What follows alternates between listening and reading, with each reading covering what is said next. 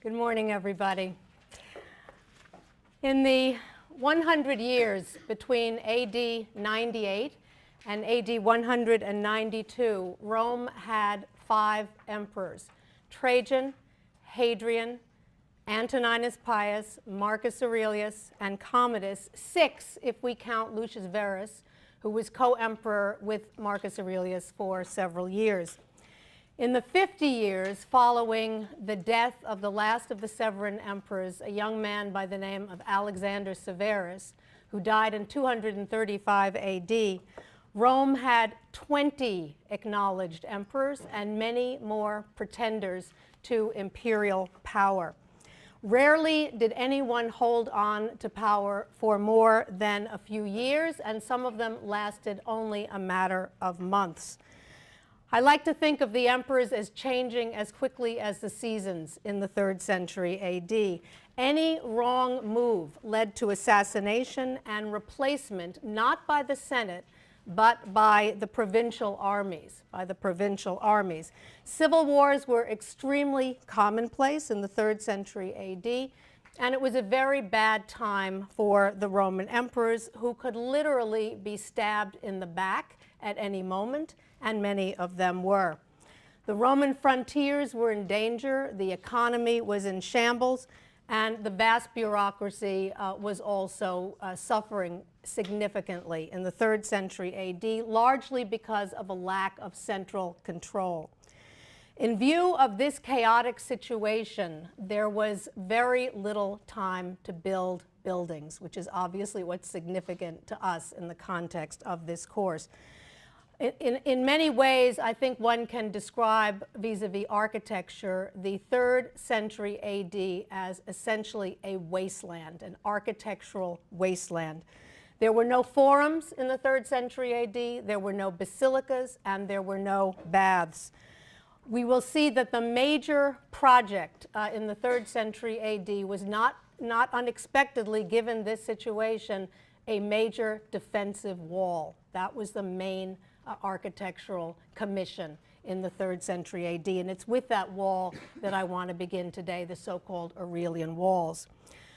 Before I do, I just want to give you a glimpse of 2 of those 20 acknowledged emperors who made their way through the 3rd century AD. The boy emperor Gordian III on the left-hand side of the screen, and the more mature emperor Pupienus, who was co-emperor with a man by the name of Balbinus for a very short time.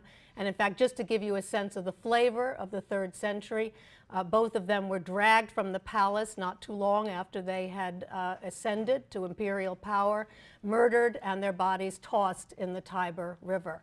If you look at these 2 portraits, one of the boy emperor and one of the more mature emperor, even though many, many years separate them in chronological age, I think you will see, if you look at the way in which these portraitists represented their eyes in the likenesses of these 2 individuals, in these official portraits of Gordian and of Pupienus, I think you'll see, if you look at those eyes, that those eyes reveal the concern that these emperors had for the state of the empire during the 3rd century AD, a concern that was extremely warranted, obviously. So again, I want to begin with the only significant architectural project in the 3rd century AD in Rome, and that is this great defensive wall system called the Aurelian walls.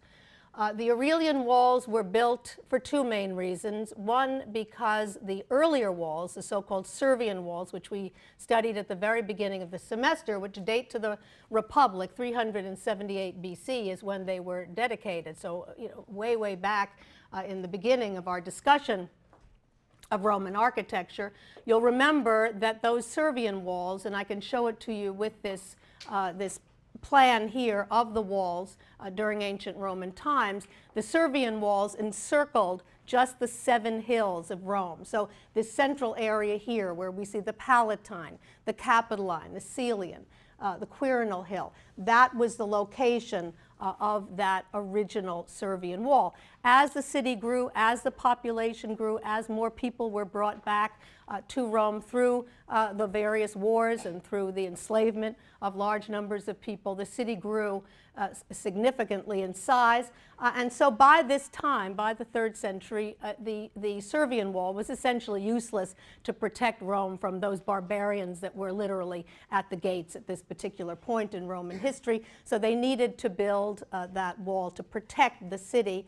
But the other reason was because of what was going on the frontiers, because Rome was more in danger than it had ever been before, because of the kind of political and economic situation in Rome that I've just described. There was a need for further stability and the need to build this second set of walls, again, the so-called Aurelian walls. And this plan shows you how much further out they went than the Servian walls, all the way to the Tiber River. It didn't encompass the area across the Tiber where Hadrian's tomb, Hadrian's mausoleum, the Castle San Angelo, is located, but for the most part it did cover the main of the city, and you can see it went far enough out that it even encompassed some of the major city roads, or the beginnings of some of those major city roads. A view of the Aurelian walls itself, very well preserved here on the right-hand side of the screen, and a comparison of them with the Servian walls on the left. With regard to the Aurelian walls, they are named for the Emperor Aurelian, who was Emperor of Rome between 270 and 275 AD. We believe that Aurelian began the walls either in 270 or 271. They were not finished by his death in 275, and they were completed by his successor, a man by the name of Probus, P-R-O-B-U-S. Probus completed the Aurelian walls and dedicated them right after Aurelian's death in 275 AD. The Aurelian walls had a 12-mile circuit around the city of Rome. They were originally 25½ feet tall, and there were 18 major gateways in the Aurelian walls, 18 major gateways. I think you can see from this view on the right-hand side of the screen that the building materials were concrete faced with brick, brick-faced concrete. You see that very clearly here. And of course, it's important to keep in mind that that is different than what the original Republican walls were made out of. Those were made out of cut stone ashlar blocks. You see them here in this section of the Servian walls that I show you once again. Blocks that are laid in the scheme of headers and stretchers that we talked about at the very beginning of the semester when we discussed early Roman wall building, both in Rome and in the early colonies. And here, again, the Aurelian walls with their up-to-date concrete faced with brick. But it's a sign of the times that scholars who have examined these bricks have determined that they were not all new bricks, that many of them were reused bricks from earlier periods, from the previous century in particular. And the reason for that probably has to do with the fact that, again, because there was so little architectural activity during this period, there was simply no need to make bricks in large numbers. And when they needed them for this particular project, they reached back and used some that had been lying around of earlier manufacture. So I think, again, that underscores the uncertitude of this particular period of time. Here's another very good view of the Aurelian walls as they look today. Brick-faced concrete construction once again. And what's impressive about the Aurelian walls is how much of them are preserved. When I showed you the Servian walls, we could only look at bits and pieces of those walls preserved in different parts of Rome, especially near the Rome train station. But in the case of the Aurelian walls, we have a very large extent of those walls still preserved today, which is a tribute to how well they were built, that they have stood the test of time. And in fact, when one visits Rome, when you come into Rome from Leonardo da Vinci Airport, the first thing that you see of the city are the walls. You go through those walls, and it announces to you, of course, that you are, in fact, about to enter the city of Rome. I mentioned that the Aurelian walls had 18 gateways. Some of them are still preserved, and I want to show you one of them here just to give you a sense of what these gateways were like. This is the so-called Porta Appia. It also dates to the same time as the walls, 275 AD. Called the Porta Appia because it is at the exact location of the Via Appia, or the Appian Way, in Rome.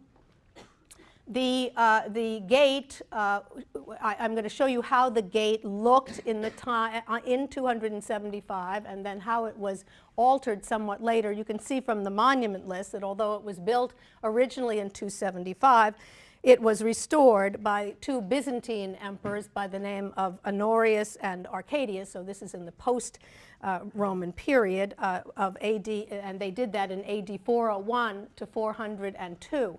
And the gate, as you see it today, extremely well preserved, is the gate of the restoration of the 5th century AD, whereas this view, this restored view from Ward Perkins, shows you what the gate would have looked like in 275. In 275, it had two arcuated entranceways, as you can see well here. It had rounded towers. It had small windows with arcuations at the top, as you can also see, curvature at the top. And then Ward Perkins believes, there's some controversy about this, but he believes it was already crenellated in the 3rd century AD. If you compare that to the gate as restored by Honorius and Arcadius, you can see that they have removed one of the entranceways. There's a single arcuated entranceway now in the center of the gate, and they have also encased the rounded towers in these square blocks, as you can see here. They've left the uppermost part rounded, but not the bottom part. So they have changed it somewhat, but I think it still gives you, again, a very good sense of what this gate and many of the other gates that were part of this very important defensive wall system built in the 3rd century looked like. What we see happening toward the end of the 3rd century AD is the return of a strong centralized government to Rome and to the Roman Empire after the bloody 3rd century AD and its numerous fly-by-night emperors, as I call them here. And the vehicle of this return of a stable government was the foundation of what we call the Tetrarchy. The Tetrarchy, which means literally 4-man rule. The Tetrarchy was the brainchild of a man by the name of Diocletian. Diocletian was a Dalmatian, not a dog, but somebody who came from ancient Dalmatia, now Croatia. From Dalmatia, he was an imperial bodyguard who rose to great heights and eventually became Emperor of Rome. He began his own rise to power in 283 AD, but it was in 293, after 10 years into trying to go it alone, that he realized that the Roman Empire had become much too vast for one man to be able to govern it alone, and he came up with this extraordinary idea to have 4-man rule. We've seen co-emperors before. We've seen 2-man rule. There was 2-man rule initially with Marcus Aurelius and Lucius Verus, for example. But we have never before seen a 4-man rule. But he felt that the empire was sprawling enough that it really needed emperors in 4 different locations to enable the empire to be governed and to enable stability to be returned. And that was the concept of the Tetrarchy, which again he founded in 293. By founding the Tetrarchy, he made himself the main emperor, the Augustus, but the Augustus in the eastern part of the empire, and I'm sure he chose that because of his own roots in Dalmatia, in, again, what is now Croatia. He chose a man by the name of Galerius to be his Caesar, to be his second in command in the eastern part of the empire. He selected Maximian to be Augustus in the west, and then Constantius Chlorus to be the Caesar in the west. Constantius Chlorus, more well known as the father of Constantine the Great than he is as a tetrarch, but he, again, Constantius Chlorus, was the designated Caesar in the West. Order was restored through the vehicle of the Tetrarchy, and what that means for us in this course on Roman architecture is that stability returned, stability that enabled major architectural commissions to once again be done both in Rome and also around the provinces, and particularly in the provinces that these individuals made their capitals, in a sense, and where they lived, and where we'll see they built their own palaces. So when we speak of Tetrarchic architecture, I think we have to keep in mind that we are talking not just about the renovation of Rome. I mean, Rome itself, the Renaissance, let's call it that instead of renovation, the Renaissance of Rome, Rome's rebirth under the Tetrarchy and under Diocletian. But we are also talking about architecture, as we'll see, that was put up in the provinces, also under the aegis of the Tetrarchs. I want to just show you what the Tetrarchs looked like, and their portraiture is also illustrative of what their major architectural agenda was. We see a coin portrait on the left-hand side of the screen of Diocletian that gives his title Augustus, as you can see here, a typical Roman coin profile portrait that shows him with a closely cropped military hairstyle and beard. But the much more, and he is represented this way in his coins, you know, from 283, the first decade, from 283 to about 293. But the image that becomes the image of the Tetrarchs as a whole is the sort of thing that you see here. We begin to see with the formation of the Tetrarchy representations of them as a group. It's sort of one for all and all for one concept.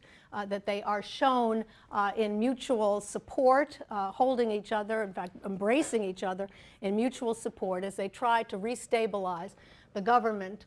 This is a wonderful group portrait of the four Tetrarchs that's done in this reddish-purplish stone that comes from Egypt called porphyry, P-O-R-P-H-Y-R-Y, and a stone that we'll see used extensively in this period. This portrait is carved out of that. We have thoughts about where it might have come from, perhaps even Constantinople, but it ended up in Venice, and any of you who make your way to San Marco in Venice, it's not immediately obvious where it is, but if you stand in front of San Marco facing it and go off a bit to the right, you will see this incredible porphyry group hugging one corner of the building over here. And again, you can see them. It's done. What's interesting to us, I think, is the fact that it's done in a very geometric, abstract style. It doesn't look realistic. They are done. Their proportions are stumpy, and their bodies, their military costumes and their faces seem almost more like, and the hats that they wear, these Pannonian caps, seem almost more like geometric shapes than they seem like real clothing and the like. And that is part and parcel of a certain aesthetic that we see developing, this interest in geometric and abstract forms that we see in portraiture, but we also see, which is important for us today, we see that in architecture as well, that interest. And I think, you know, perhaps it's going too far, but I don't think so. I think that the taste for that particular formulation has to do in part with the fact that they believe they have returned, or they're trying to return, stability to the government, so they choose these very solid, geometric, abstract forms to represent their images, be they portraiture or be they, as we'll see, monumental works of architecture. Perhaps it's not surprising to see that when Diocletian begins to put up monumental architecture in Rome, he chooses first public monuments that are going to be seen and that are going to speak to this return of stability to Rome. And he chooses to put them in as visible place as he possibly can. And what's the most visible place in the city of Rome but the Roman Forum, the great Forum Romanum? So we see Diocletian commissioning a monument to put up in the Roman Forum.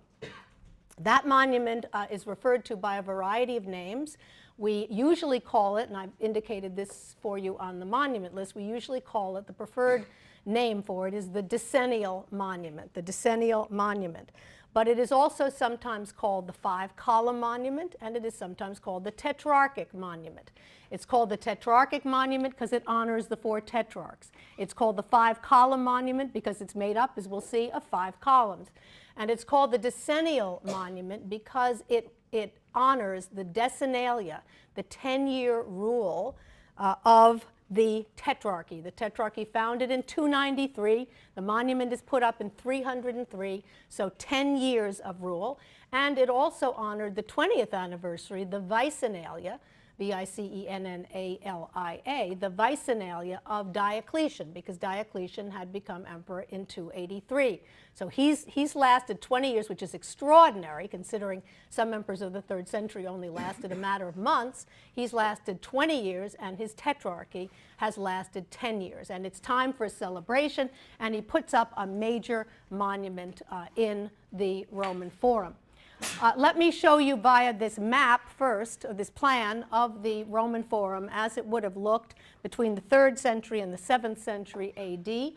We see a number of buildings that we have looked at together before. We can see in the uppermost part the Tabularium, the Temple of Vespasian. We see the Arch of Septimius Severus up here. We see some buildings we did not talk about, for example, the Temple of the Divine Julius Caesar, and a couple of basilicas that were put up here in the late Republic and into the finished in the Augustan period. The two buildings that we're going to look at today are the Senate House, or the Curia Julia, but also at the Rostra, or what's behind the rostra. If you see the rostra there right in the center, that's the dais from which major speeches were made. If you look right behind the rostra, you will see 4 columns on a curve, and then another column right behind them. That is the so-called the so-called 5-column monument, excuse me, of the Tetrarchy that we see there right behind the rostra. Now here we're looking at a Google Earth image from the same vantage point that shows us again the Colosseum, the Victor Emmanuel Monument, the Capitoline Hill, the Palatine Hill, the Circus Maximus. Here the Forum in the center, and we can locate the 5-column monument by, let me see, here we have the Curia, here we have the Arch of Septimius Severus, and then right next to the Arch of Septimius Severus, essentially to the left of it, was the location of the 5-column monument right behind the rostra. Now the problem is that all we have left of this so-called 5-column monument is a single base, one base of one of the columns. And you can see that base on display right in front of, on a different base, a base made out of brick, as you see here, the base of that one column right in front of the Arch of Septimius Severus, dwarfed by the Arch of Septimius Severus. In fact, I'm always on the lookout when I'm in that part of the Forum to see if anybody looks at the column base, and nobody ever does. They're so taken both with the Arch of Septimius Severus, with the Baroque church that lies behind, and with the Curia or Senate House that we're all going to look at today, that they don't happen to notice this. But that is all that survives. So you might ask yourself, well, then how in the world do we know there was a 5-column monument behind the rostra and that this is one of those columns? Because we have a depiction of it on the Arch of Constantine, which we'll be looking at on Tuesday, the early 4th century AD arch. One of the scenes that shows Constantine himself is located in the Roman Forum. And we see Constantine now headless with some of his attendants and other individuals standing on the rostra, making an address to the people. He's surrounded, this is very interesting, we'll talk about why next time, surrounded by seated portraits of Hadrian and Marcus Aurelius, identifiable by their portraits. And he's making an address, and if you look very carefully, you will see behind him are 5 columns that have statues on top of them. That is the 5-column monument that stood behind the rostra. So that combined with that preserved base gives us a very good sense of what that monument might have looked like. Now you may be asking yourself, what is she talking about, 5 columns? I mean, there are only 4 tetrarchs. Is she misspeaking here? No, I'm speaking correctly. There were 5 columns, but one of those columns was put up to Jupiter. Jupiter, the head god, Jupiter, who was the patron god of Diocletian. So we see Jupiter in one column on his own, back behind the others, and then the other 4 columns of the tetrarchs, each with a base with sculptural figural decoration down below. The shaft was plain, and then a statue of each of the 4 tetrarchs and a statue of Jupiter on the top, and we think that the column and statue of Jupiter were probably a little bit taller, as is indicated here, because he was, after all, a god, than the others. And you can see the way it is located behind the rostra, so that, again, if someone were speaking from the rostra, that this is exactly what you'd be seeing behind, just as we see in the Arch of Constantine. You also see its location as it faces the temple of divine Julius Caesar, which is probably not a coincidence. We do see that Diocletian tried to link himself to Caesar and others, great leaders of the Roman past. And then this basilica completed by Augustus. This was very carefully chosen location by Diocletian to link himself after this bloody 3rd century, as I mentioned, to link himself with the great leaders of the Roman past. I want to show you quickly, because this is, again, of course, in architecture, not in sculpture, but I do want to show you just quickly the scenes on the base, because I think one of the interesting detective work one can do is to try to figure out, since we have only one base, whose base was it? Which of the 4 tetrarchs, or was it Jupiter's base? And I've played that game myself, and I'll give you my idea, and you'll see whether you think it's a good one or not. We look at the scene at the top uppermost parts. We're looking at the 4 sides of that sculptured base. At the top, you see 2 victories with a shield, and that shield has the word in the center, decennalia. Decennalia, that's how we know it's dedicated to the decennial anniversary, 10-year rule of the Tetrarchs. You can also see barbarians down below, so a reference to those who have been conquered. And if you look very carefully, you'll see that the figures are outlined in the way that we saw them at Orange and also at Saint-Rémy.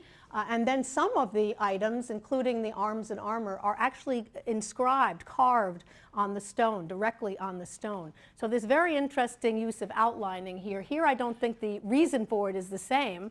I don't think they're looking at copybooks, but rather that there's now an interest in this kind of outlining for visual effect. Up here we see a sacrifice of 3 animals being brought in for sacrifice, and the men with their axes who are going to slit their throats ultimately. The sacrifice obviously in honor of this decennial celebration, this anniversary celebration, making reference to 10-year rule of the Tetrarchy. Here's a scene down here. Unfortunately, in all of these scenes where we seem to have the emperor or emperors, the heads are no longer preserved. So here we have a sacrifice scene, also a sacrifice being made in honor of this decennial anniversary. But the emperor represented here, who was sacrificing, whose base this probably was, his face is gone. But you can see he's accompanied by Roma, by the Senate, the personification of the Senate, by Mars, by Victory, who crowns him with a wreath, as you can see here. And this looks like a figure of Sol Helios with the rayed crown. So a whole panoply of divinities by whom he is being honored and with whom he wants to associate himself. This is the most important relief, I believe, in terms of speculating about whose base this might have been. We see 4 figures, 4 adult males in the foreground with togas, all of them headless, unfortunately.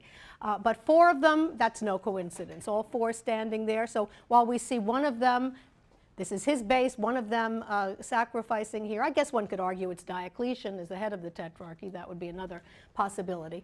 But the 4 of them represented here. But if you look very closely, one of them is accompanied by a child. So my speculation would be, since one of them is accompanied by a child, and since it is Constantine who was thought most likely to be the one to eventually succeed the Tetrarchs or become a Tetrarch himself, I would speculate, and it's pure speculation, that this may have been the base of Constantius Chlorus, of his father Constantius Chlorus, and that the clue there is Constantine. Another building that Diocletian was interested in the Roman Forum in terms of associating himself with Caesar and also with Augustus was the Senate House, the Curia Julia, it is called, the Curia Julia, because it was actually not built in the Diocletianic period, but built initially, begun by Caesar, begun by Julius Caesar to provide Rome with a Senate House in the Roman Forum, begun by Caesar. and completed by Augustus after Caesar's death. But the building was, and that's why it's named Curia Julia, after the Julian family that Caesar and also Augustus were a part of. But that building, the Curia Julia, was destroyed, very seriously destroyed, in a fire in Rome in 283 AD. And so what Diocletian does is he restores it between 284. He begins already in 284, well before the formation of the Tetrarchy, and he completes it in 305 AD, this restoration. It continues to be called the Curia Julia, but it is at this point a Diocletianic building, but one that clearly, where he instructed his designers to try to keep it as close to the original as possible. Now, what you're looking at here on the right-hand side of the screen is a coin that comes from the period of the Emperor Augustus.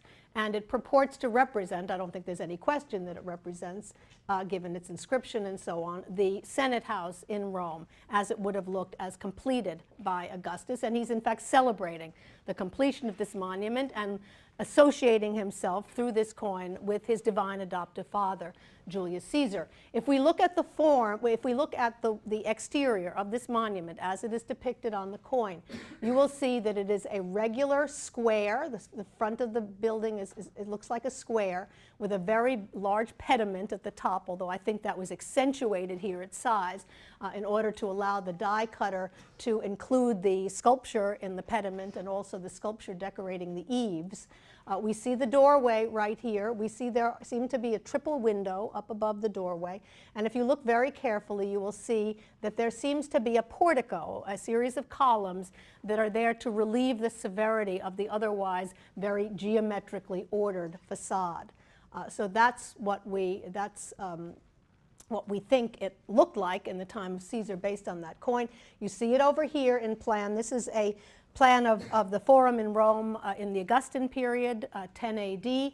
We see the buildings that were there at that time, the basilicas, the Temple of Divine Julius Caesar, the rostra, but of course without the five-column monument, no Arch of Septimius Severus. But we do see the Curia, and you see it here in plan as a very plain, open, rectangular box in a sense. So even in its Caesarian and Augustan beginnings, it seems to have been a very straightforward, matter-of-fact kind of a building. This is a restored view of what we believe it looked like after the restoration by Diocletian. You won't be surprised to hear that the materials were different, that it's a building, when in its restored version, it was made out of concrete faced with brick, exposed brick. So very much a building of its own time. It would not have looked like that in the time of Caesar and Augustus. But they have, in every other way, they have kept to the underlying geometry of the form, to the use of the triple window with a curved top, as you can see here, an arcuated top, a pediment up above. We don't know whether the second version had pedimental sculpture in it or other decorative sculpture. The doorway down below. But the severity of the brick-faced, the exposed brick facade has been alleviated somewhat by the placement of marble revetment at the bottom part of the wall behind a series of columns. So they have kept that portico, that set of columns, to relieve the severity, but also to make this building look as much as they could like the original Caesarian and Augustan structure. This is what the Curia looks like today. It is extremely well preserved, as you can see. Yes, it's lacking its marble revetment, and it's lacking its portico. But in every other way, you can see very well exactly what this building looked like in the time of Diocletian. Concrete, faced with brick, with the very simple windows, and this very geometric, abstract ordering, which again, I believe, I think the explanation for that is twofold. One, that they are trying to maintain the look of the original Julian building, but also because this is, again, the aesthetic of the time, this decision to make buildings in a very geometrically ordered, abstract way, I believe, again, to reflect the stability of their new government. This building, the Curia Julia, owes its excellent condition to the fact that it, like so many buildings we've talked about this semester, was reused over time. We know that it was turned into a church already in the 7th century BC. that it was restored in the 12th and in the 16th century AD. Did I say 7th century BC? If I did, I meant AD. 7th century AD, 12th and 16th centuries, and then again in the 17th century. And it was in the 17th century that it, like so many other Roman structures, was transformed into a Baroque church by an architect by the name of Martino Longhi the Younger. I put his name on the monument list for you, Martino Longhi the Younger, and it was reconsecrated as San Adriano, Saint Hadrian al Foro Romano. San Adriano al Foro Romano, Saint Hadrian in the Roman Forum was the church. And when I say Baroque church, I mean a Baroque church. It was deconsecrated by Mussolini in the 1930s, Mussolini returning it to its original ancient form, as you can see over here. But this photograph shows the work that was being done in the 30s to dismantle this Baroque church into which the Curia had become. I mean, it's really hard to believe that this was the Curia in the 17th century, but that's exactly what it looked like, as well as in the early 20th century. And you can see a bell tower had been added, buttresses had been added to the structure, completely encasing the Curia in a Baroque church. And we see that being dismantled in this view over here. And I have a view I can show you also of the interior. This was the interior in the 17th century. Impossible to see that original simple box-like interior that was there in the time of Diocletian and probably there in the time of Caesar and Augustus. So filled is it with the usual Baroque paraphernalia of elaborate stucco work and angels flying to the skies and these not that we haven't seen this kind of thing in Roman architecture, we of course have, but you can see that the original shape of this particular building has been completely disguised by Martino Longhi the Younger as he redoes the Curia as a Baroque church. This is when they took all of that Baroque accretion off, this is what they ended up with. This is what the Curia looked like, probably very similar to this in the time of Caesar and Augustus, what it looked like under Diocletian, and what it again looks like today. You can see from this view, this very simple box-like shape for the interior of this structure, plain walls, a flat coffered ceiling, the only light brought in by a series of very simple windows with arcuated tops, allowing light into the system. And then down below, again, the brick facing, the concrete and brick facing exposed, but with the down below probably some marble revetment on the wall down here. Very simple niches, arcuated and rectangular niches, but very, very simple ones. And then here you see the benches, the stone benches on which the senators would have sat when they were deliberating, or stood in front of, because they got up a lot and orated, but stood in front of when they delivered their speeches or sat. And then down below, the original marble revetted floor is still preserved. And I can show you two views here in color of that floor to give you a sense, all done in marbles brought from different parts of the world, but the usual colors that the Romans liked for most of their marble pavements, a white or off-white, a maroon, green, and black, but very nicely done for this very simple, very geometrically ordered, but very beautiful interior. With regard to public architecture, Diocletian also built a major bath in Rome, following the lead of Caracalla and many emperors before him, to provide for the Roman people a place where they could go and enjoy themselves, as well as learn, because you'll remember that by this time these major imperial bath structures, and this is one of those, placed the bathing block inside a much larger precinct that included rooms around it that served as lecture halls and meeting halls and seminar rooms and places for Greek and Latin libraries and the like. And we see that same scheme being used here. The baths were built between AD 298 and 306 by Diocletian in Rome. They're located near the train station today, so very close to those remaining fragments of the Servian walls.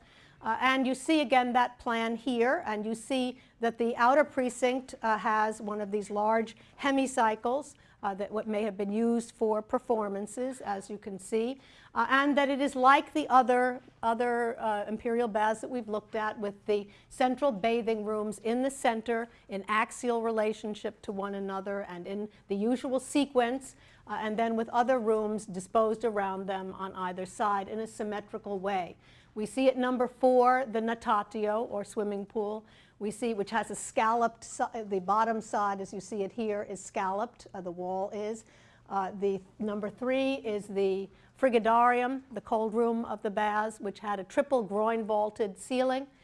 From there we go into the tepidarium. You see it here, a small circular structure with radiating arms that give it a cross shape. And then down below, a very interesting caldarium, because we see that Diocletian and his architects have rejected the round caldarium with the radiating alcoves looking so much like the Pantheon, as we discuss, and almost as large from the baths of Caracalla. They've rejected that in favor of a more rectangular shape that's more similar to the shape of the frigidarium, but with radiating apses that have a series of columns that allow this, views and vistas from one to the other. This is another version of the same plan from Ward Perkins in this particular case that shows again the natatio, the frigidarium. Here you can see better the way in which the circle becomes a cross shape for the tepidarium, and then here the caldarium below, where you can also see better, I believe, the columns on those alcoves that allow views both from inside out and outside in.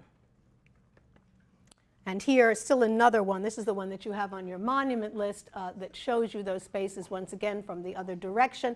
The natatio, where you can see very well the scalloped wall. The frigidarium, where you can see the triple groin vault. The tepidarium with its round shape and radiating arms. And then most importantly, the caldarium, with probably also triple groin vaulted, just like the frigidarium, but with radiating alcoves. And then all of these other rooms disposed around them symmetrically. Now, what's very interesting also in terms of more architecture in later times is the baths of Diocletian were also reused, but in this case not for a single building, but for a variety of buildings, including a major museum of antiquities, a planetarium, and also a church, the famous church of Santa Maria degli Angeli, St. Mary of the Angels. Now, while this plan is still on the screen, I want to show you when the church of Santa Maria degli Angeli was redesigned, and one of the redesigners, by the way, was Michelangelo. When it was redesigned, what they did was they took the alcove, from where we're standing, the bottom alcove of the caldarium. They used that as the curved facade of their church. They used the tepidarium as the vestibule. They used the frigidarium as the main space of the church, and so that becomes the church. The bottom part of the caldarium, the tepidarium, and the frigidarium become the church. And then some of these other spaces are used again for other kinds of buildings, including a planetarium. I call your attention especially to the ones at the upper right and the upper left, both of which are octagonal spaces, as you can see, comparable to earlier octagonal spaces under Nero or under Domitian. And one of those rooms, this one at the right, to our right, but to the left when you're facing the entrance to the church today, is still very well preserved, and I'm going to show you that in a moment. First, here's a view into the church, into the nave of Santa Maria degli Angeli, which again, what you're looking at is the original frigidarium of the baths of Diocletian.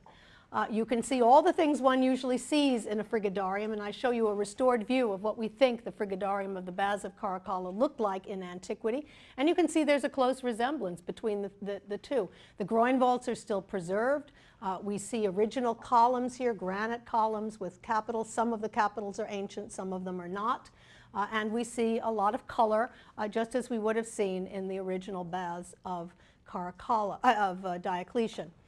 One difference is that we see the groin vaults in the Santa Maria degli Angeli are white, and that is the work of Michelangelo. Michelangelo decided that he wanted something much plainer for the vaulting of Santa Maria degli Angeli, and it was he who stuccoed it over, and no one ever dared to change Michelangelo's work. But another architect by the name of Luigi Vanvitelli, V-A-N-V-I-T-L-L-I, love the name, Luigi Vanvitelli, was at work in the Santa Maria degli Angeli interior in the 18th century, precisely in 1749.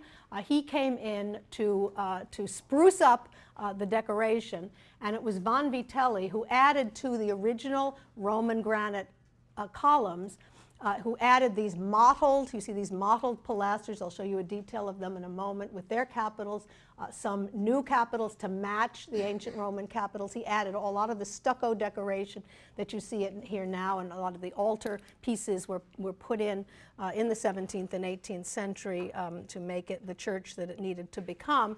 But if I show you a detail of Vanvitelli's work, you can see, as you stand in Santa Maria degli Angeli, one tries to figure out what's ancient and what is modern. But you can see here what seems to be a granite shaft from an ancient column with a new Corinthian capital designed by Vanvitelli that imitates those, the Roman ones that are there. But all of this mottled work and all of the stucco decoration that you see over here added by Vanvitelli in the 18th century. But you've seen enough ancient Roman architecture, especially of the Baroque kind, to know that this sort of thing did exist in Roman times. And I think Vanvitelli has actually done a pretty good job of giving us a sense of what the frigidarium of these baths would have looked like in the time of Diocletian.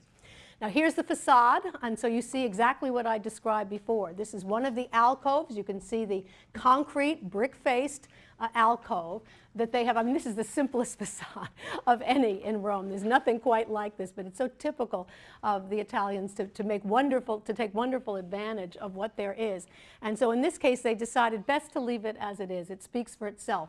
They just used that alcove. They added a couple of doors, created a niche, slapped the name Basilica Santa Maria degli Angeli on the front very simply, put a cross at the top, and this became the facade into the church, and it has remained this to this day.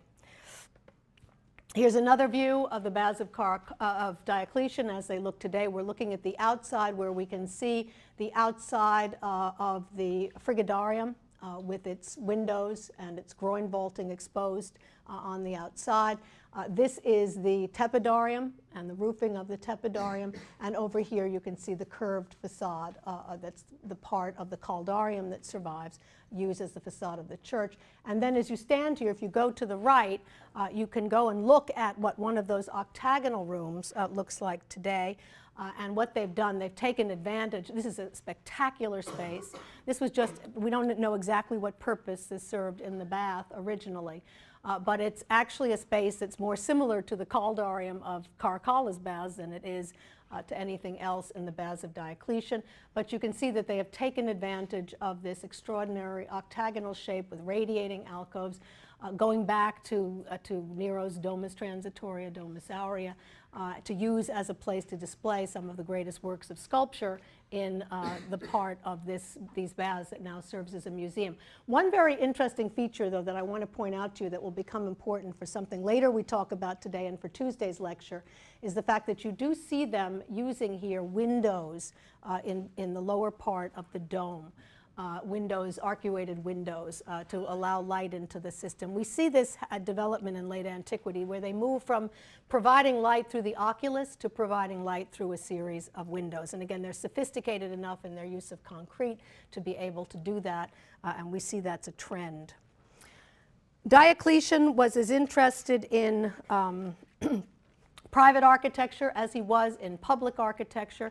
He was a man, you can tell a lot about him just from what I've told you. He was very organized, and he planned ahead for his own abdication eventually, his own retirement.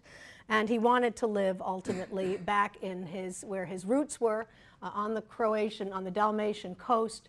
And he built for himself a palace in a place called Split in what is now Croatia. And I show you again the map of this part of the world.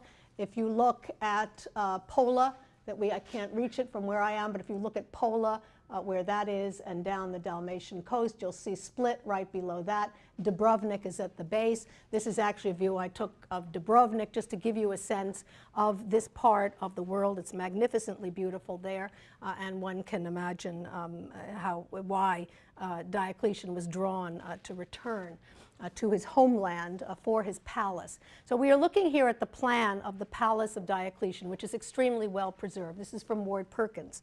And you should be immediately struck by this palace because it, which dates, by the way, to 300 to 305 AD, we see here something that I'm sure you have all noticed already, and that is that he has built this palace in the form of a Roman castrum. It's a Roman military camp. It is a little city. It's a city in its own right, in the form of a Roman military camp. Why did he do that? That's interesting. Well, I think it had something to do with the fact that the structure was located on the sea, right on a promontory on the sea, and could easily have been attacked. And times were still, he had brought stability back, yes, but he was very aware of what he had preceded him in the 3rd century and desirous of protecting himself and his possessions in his palace on the Dalmatian coast. And so he builds it in the form of a castrum. You can see all the elements of a typical Roman military camp, just as we saw in city building, urban planning from the Republic on. It's rectangular in shape. It has walls. It has watchtowers. You can see they are alternately rectangular and octagonal watchtowers. It has entrances and exits. It has a cardo and a decumanus that cross at the intersection of the palace. You can see the main gateway is on the northern side. The southern side faces the sea. As you walk from the northern entranceway along the cardo and the decumanus, so to speak, of this palace, you will see that they are colonnaded, just as they usually are in the eastern part of the empire, but not in the western part of the empire. As you walk along from the entranceway, you enter into a public court over here, very elaborate, that's still preserved with an arcuated lintel. I'm going to show you that in a moment. Then into this domed area here with alcoves. But note that on either side of this open space with the arcuated lintel, which is called the peristyle of the villa, you can see on one side a small temple, which is a temple to Jupiter, the patron god of Diocletian, and on the other side a mausoleum, an octagonal tomb. Now that should strike you as very interesting and very unusual. We have not seen a tomb as part of palace architecture before. This is new to late antiquity. This probably has to do in part with, again, Diocletian planning this as his place of retirement. He knew he was going to retire there. He knew he was going to die there. And he wanted to make sure that he supplied for himself a tomb. He was not going to be buried in one of these major mausolea in Rome. He wanted to be buried at home. And so he plans for this by building an octagonal, not a round like Augustus and Hadrian, but an octagonal tomb with a porch here in the villa. And note that it is right across from the Temple of Jupiter. No coincidence there. Go through the domed space into the private wing of the house. You see a room here of basilican shape. We're not exactly sure what it was used for, but probably some kind of reception hall. And then here a series of interestingly shaped rooms that was where the emperor's private quarters were located. This is a restored view of what this fortress palace would have looked like when it was built in the 4th century. We see it here, all of the things I've already described, the outer walls, the watchtowers, the entranceway on the north, the colonnaded streets. You can see the octagonal tomb rising up over there across from the Temple of Jupiter. And then down here, the private area, the private wing. And you can see how the southern side faces the sea. And there seems to have been an arcuated lintel on that side. We've seen that that's grown in influence and importance since it was first used in the time of Hadrian. This is the Porta Aurea, or the northern gate of the palace. You see it in a restored view from Ward Perkins. Rectangular entranceway, lintel window-like with grates above. Niches on either side with arcuated pediments. But most interestingly is the upper tier, where you see a series of columns on brackets that support arcades. This whole idea of arcades on columns began, as we know, later in antiquity and continues to be important into the late 3rd and early 4th centuries. We saw it at the forum, for the Severan Forum at Leptis Magna, where you can see again columns, this arcaded colonnade here. We saw it in residential architecture at Ostia, late residential architecture. Think of the House of Fortuna Ananaria, where we have those those columns with arches above them that separate the fountain court from the triclinium. So I just wanted to make the point that we see it not only at Diocletian's palace, but it's very common in late Roman residential and civic architecture as well. This is a view of the peristyle as it looks today.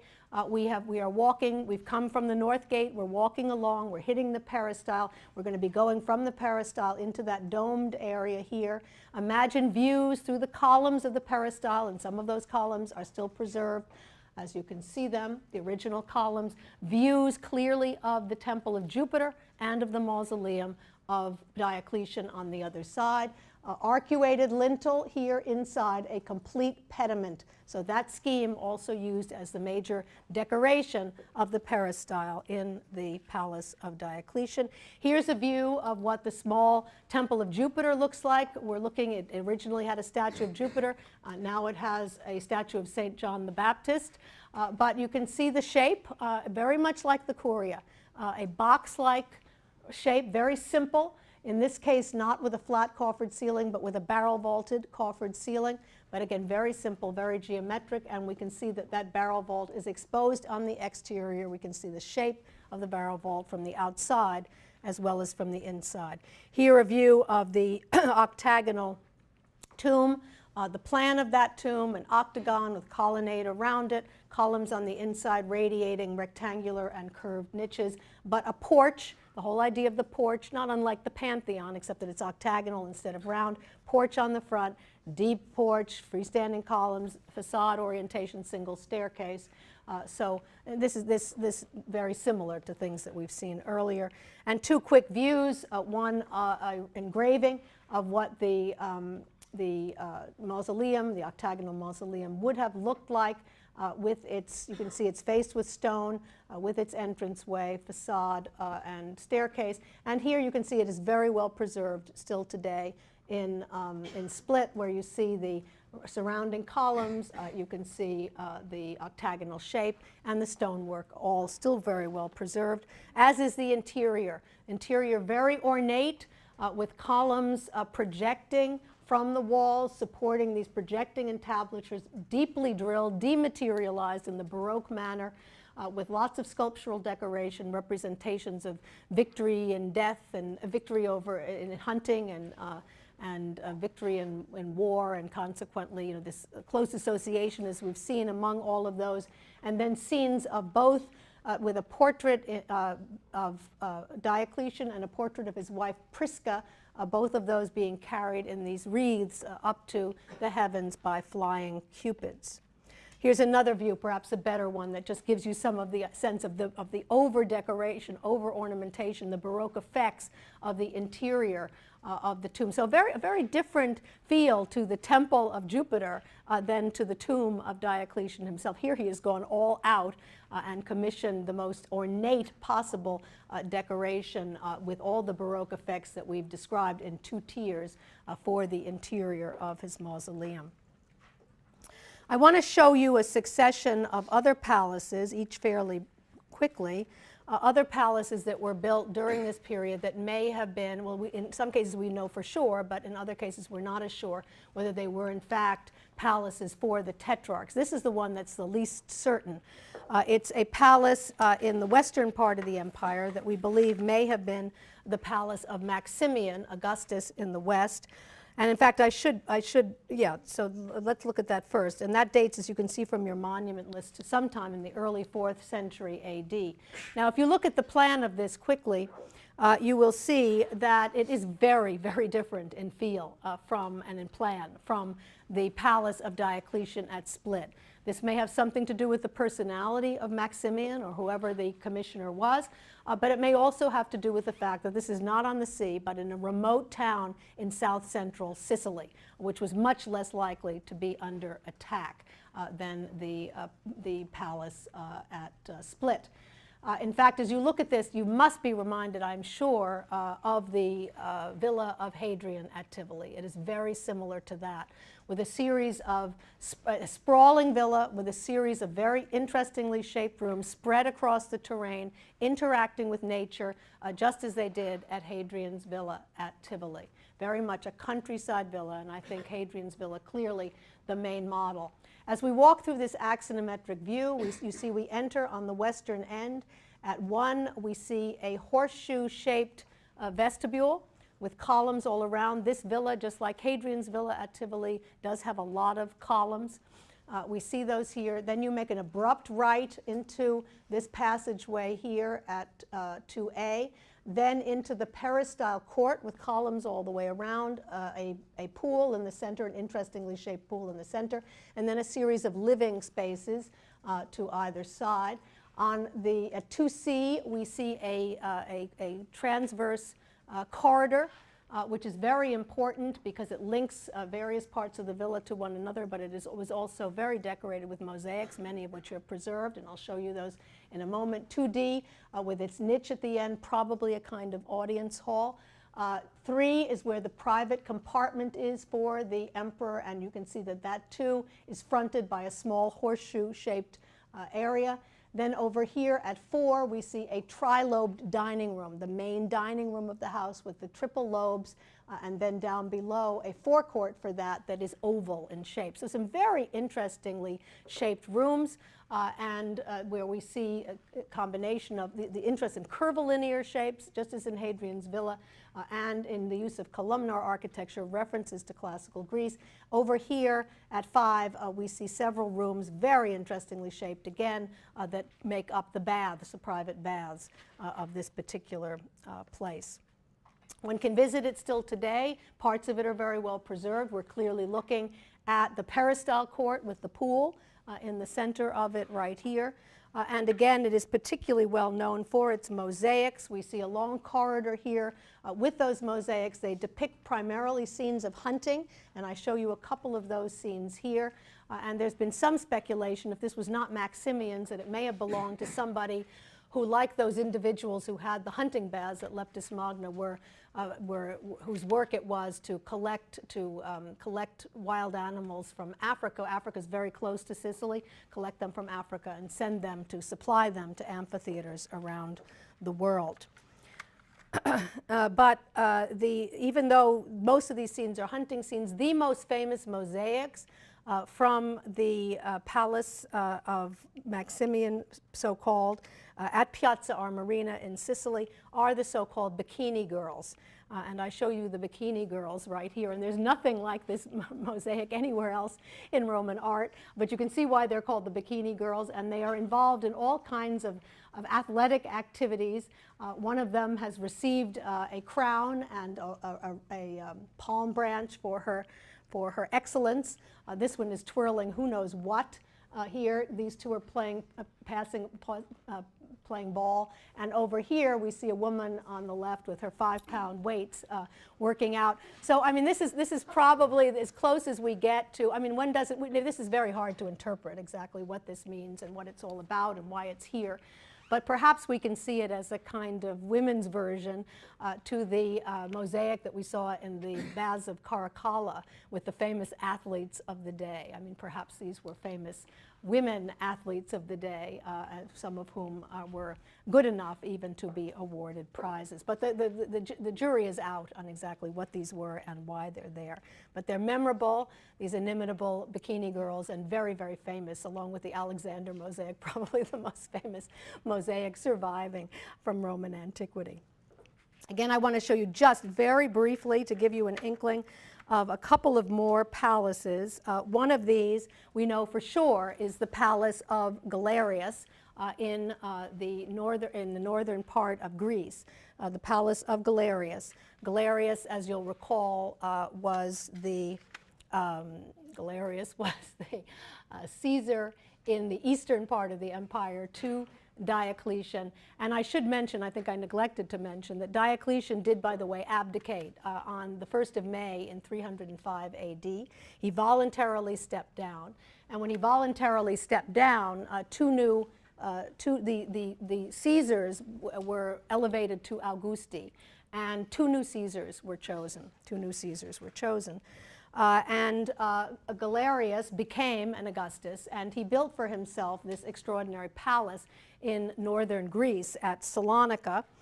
And we can see from this plan, and I've given you the date of it, to 297 to 305 AD, I've given you a plan of it, and you should be, even though only part of it survives, you should be immediately reminded of palaces that we've already looked at, not just today, but in the past. Think of Domitian's palace on the Palatine Hill. There's a hippodrome here, just as Domitian's palace had. Although Domitian's palace, it was used, as you'll recall, as a sunken garden. We're not sure how it was used here, but we think may have actually been used as a circus here. Other rooms, including an octagonal one with alcoves, looking sort of like what Rabirius designed again for Domitian's palace on the Palatine Hill. But up above, we see, just as Diocletian's palace at Split, it includes a tomb. Galerius has also provided for himself and his afterlife by creating a round tomb. You see it at the uppermost part in this plan from Ward Perkins. And then, very interestingly, just like Diocletian's palace at Split, you can see two major, what look like major roads, colonnaded streets that intersect in the center. Just like Diocletian's palace, and then in the center of that, where they intersect, there's a four-sided arch that I'm going to show you in a moment that's still preserved. Here's a plan of the tomb of Galerius at his villa, in this case round, with radiating rectangular alcoves. You see it here. It's actually very well preserved. Here's the interior, showing again, just as we saw in the baths of the octagonal room in the baths of Diocletian, use of windows in the second tier right at the base of the dome rather than an oculus. And we see that also very well in plan. In fact, there were two sets of them, as you can see here. So they've abandoned the oculus in favor of these windows at the base of the dome. And then from the outside, you can see that here they have used concrete faced with brick for the exterior of the structure, which was turned into a church. And you can see some mosaics from when it was turned into a church, and a minaret was also added at one other point in time. Here's a spectacular view of the tomb as it looks today in Salonika. You can see it here, the exterior, as well as its relationship along what would have been one of those colonnaded streets with the arch, which is in part preserved, the arch, the so-called Arch of Galerius. You can also see from this view how similar modern Salonika is to modern Athens. Same country, same post-World War II construction, mostly residential houses of 5, 6, 7 stories with white in color with balconies, as you can see. Here's a view of the relationship of the tomb to the arch, these two colonnaded streets that intersect, and at that intersection, the placement of the arch. The arch was four-sided, so the streets could go underneath it, but it was also triple bayed, as you can see here, single central large bay, two smaller bays on either side, and then the piers decorated with sculpture that give us a report on the exploits, the military exploits of Galerius in the eastern part of the empire. These were Galerius's wars, Galerius's victories that are depicted here, but we do believe that since it was one for all and all for one, that it honored the Tetrarchy as a whole as well, and that there were niches that were placed somewhere on this arch that would have had in them representations, portraits of each of the four tetrarchs. Another view of the Arch of Galerius at Salonika, where you can see its relationship even today to what was once the tomb of Galerius here. And a more detailed view of some of the scenes and how crowded they are, with one rectangular panel piled one on top of another and decorative motifs in between them.